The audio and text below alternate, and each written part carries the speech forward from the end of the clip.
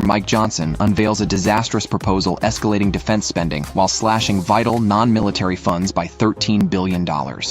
With the deadline looming, this reckless plan undermines bipartisan efforts and threatens essential services. In contrast, House Democrats continue to champion the people's needs, opposing this power grab. The House narrowly passed this harmful bill, leaving Senate Democrats to save the day by ensuring necessary funding for all Americans.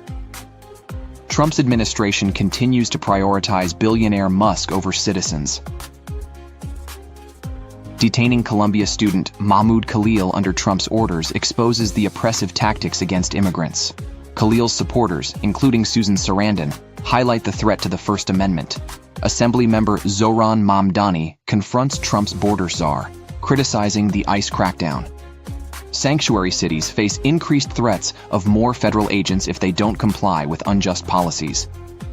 Khalil's potential deportation for leading pro-Palestinian protests marks a dangerous precedent. ICE abuses power, undermining democracy. Protests across campuses and public spaces continue to resist these draconian measures, fighting for both freedom of speech and immigrant rights. A second, more intense storm is hitting Southern California, prompting evacuation warnings in the Los Angeles area. Communities near recent burn scars face heightened risks of flooding and debris flows. California regulators urge homeowners to be vigilant, especially those recovering from January wildfires. Toxic runoff shuts down Los Angeles County beaches, posing health hazards. Flood watches are in effect, with expected heavy rain overnight into Thursday. This situation highlights the urgent need for robust climate policies and infrastructure improvements, too often undermined by right-wing politics prioritizing corporate profits over public safety and environmental health.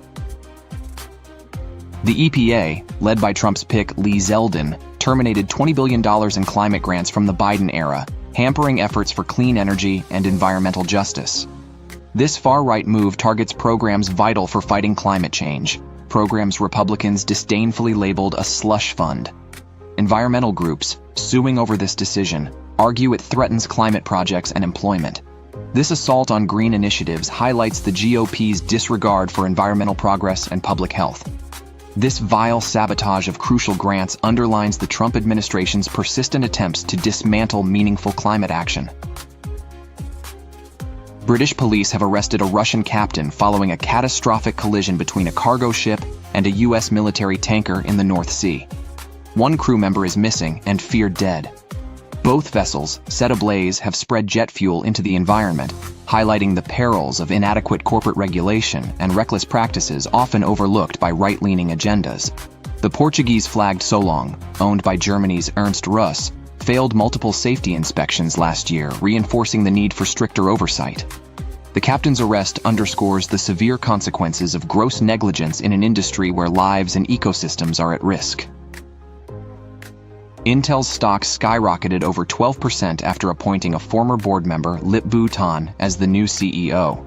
This decision comes as the company struggles to recover from a 56% drop in shares and significant financial losses.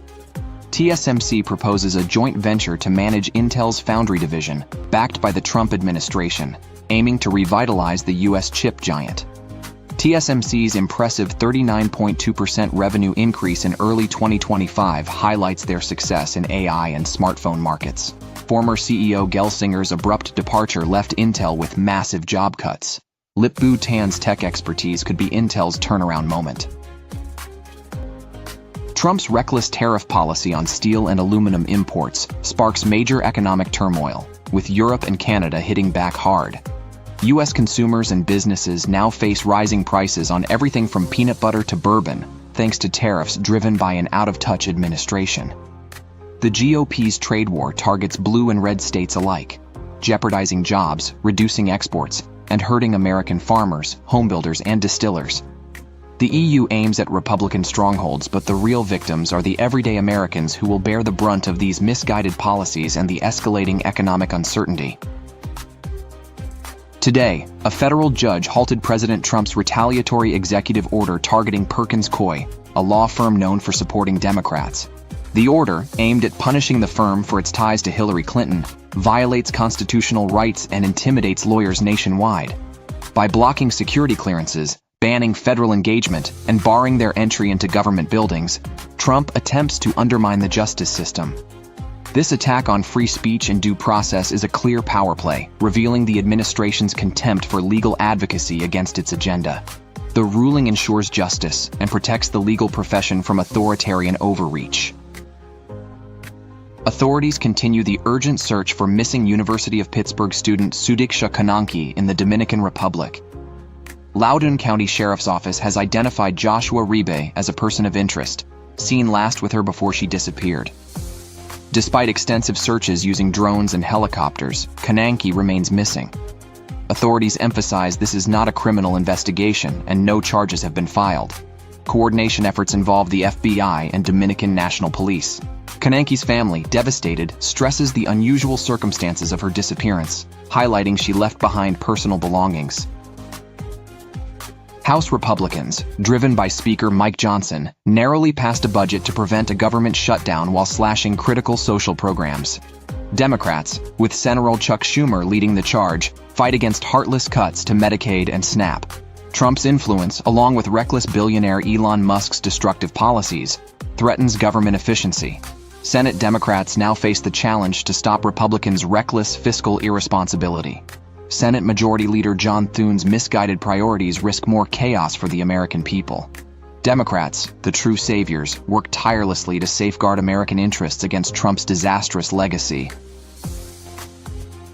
Philippine authorities arrested former President Rodrigo Duterte and sent him to The Hague to face charges of crimes against humanity. His brutal war on drugs led to the deaths of thousands. Former allies, now enemies, President Ferdinand Marcos Jr. handed him over, fulfilling international expectations.